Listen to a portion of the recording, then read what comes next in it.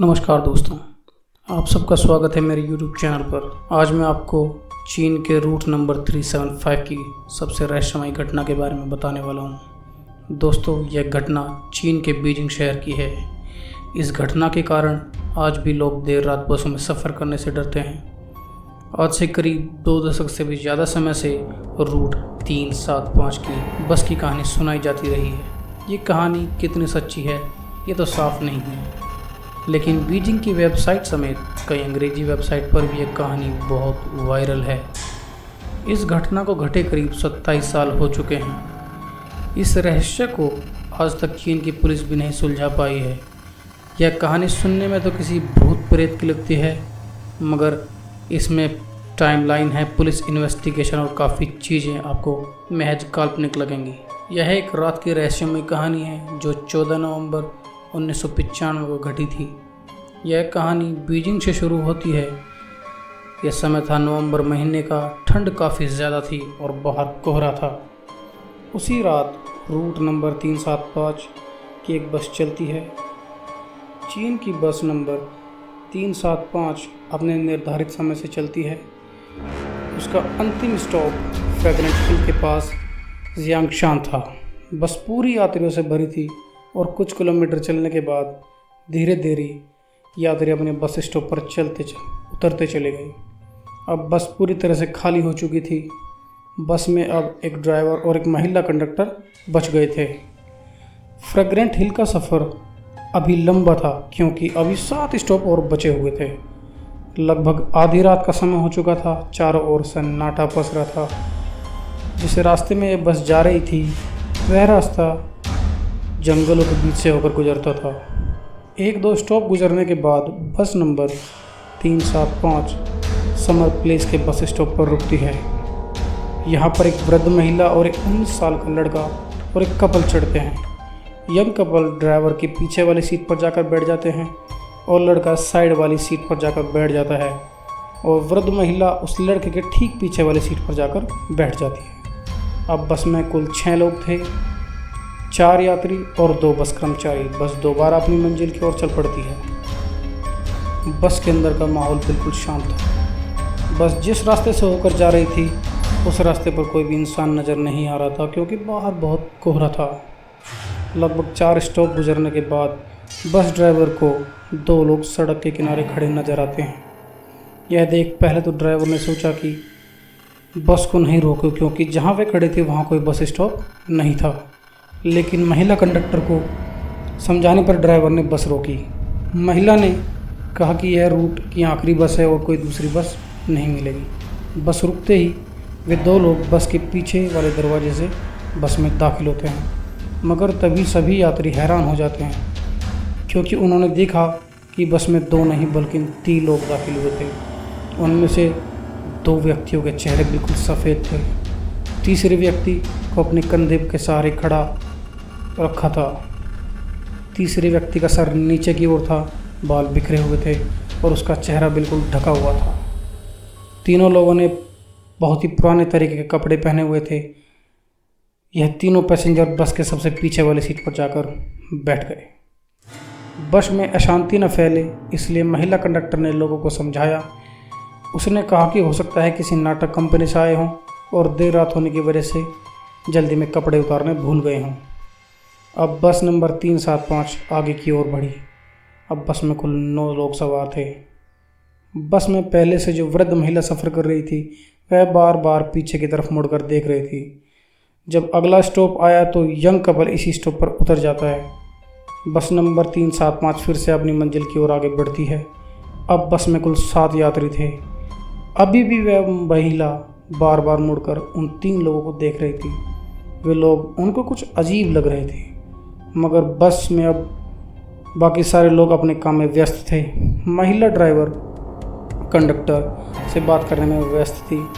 वृद्ध महिला के आगे बैठा हुआ लड़का बस की खिड़की से बाहर का नज़ारे देखने में व्यस्त था। करीब 2-3 किलोमीटर ऐसे ही आगे जाने के बाद वृद्ध महिला जोर से चिल्लाती है और अपने आगे बैठे हुए लड़के को एक तमाचा लगाकर कहती है कि कहाँ है मेरा पर्स। यह सुनकर महिला कंडक्टर वृद्ध महिला की ओर आती है और कहती है, इनका पर्स इसने नहीं चुराया, यह तो आपके आगे बैठा हुआ है। लड़के ने भी यही बात वृद्ध महिला को समझाई, लेकिन वृद्ध महिला अपनी बात पर अड़ी रही और लड़के को पुलिस के हवाले करने की बात करने लगी। ड्राइवर और महिला कंडक्टर ने वृद्ध महिला को बहुत समझाया, लेकिन वह नहीं समझी। ड्राइवर को अगले स्टॉप पर बस रोकने के लिए कहा। बस रुकते ही वृद्ध महिला ने लड़के का कॉलर पकड़कर घसीटा और नीचे उतारा। बस वापस अपनी मंजिल की ओर निकल गई। अपने साथ हुई घटना से लड़का बहुत परेशान हो चुका था। लड़के ने वृद्ध महिला से बोला, मैंने आपका पर्स नहीं चुराया और आपके गलत इल्ज़ाम की वजह से मेरी आखिरी बस छूट गई। अब मैं घर कैसे जाऊंगा और आप मुझे कौन से पुलिस स्टेशन लेके जा रही हैं, क्योंकि यहाँ अगल बगल में तो कोई पुलिस स्टेशन नहीं है। तभी वृद्ध महिला एक लंबी गहरी सांस भरने के बाद लड़के से बोलती है, मैं तुम्हें पुलिस स्टेशन ले जाने के लिए नहीं उतारा है, ना ही तुमने मेरा पर्स चुराया है। यह इल्ज़ाम मैंने तुम्हारी जान बचाने के लिए लगाया था। यह सुन लड़का चौंक कर बोला, आपने मेरी जान कैसे बचाई? वृद्ध महिला कहती है, याद है तुम्हें वह 3 व्यक्ति जो बस में आखिर में चढ़े थे? मैंने पूरे रास्ते उन पर नज़र रखी। मुझे शुरू से वे तीनों लोग अजीब लग रहे थे। रास्तों के दौरान जब मैं उन्हें देख रही थी तो उनके कपड़े तेज़ हवा के कारण थोड़ी देर के लिए हवा में उड़े। ये देख मैं डर गई क्योंकि उनके पैर नहीं थे। मुझे अपनी आंखों पर विश्वास नहीं हुआ। ऐसा लगा जैसे मैंने कोई सपना देखा। तभी तीसरे व्यक्ति का चेहरा मुझे दिखा। यह देख मैं समझ चुकी थी कि वह कोई इंसान नहीं है। मुझे जितना जल्दी हो सके उस बस में से उतरना था और तुम्हारी भी जान बचानी थी, इसलिए मैंने पर्स का झूठा इल्ज़ाम तुम्हारे ऊपर लगाया।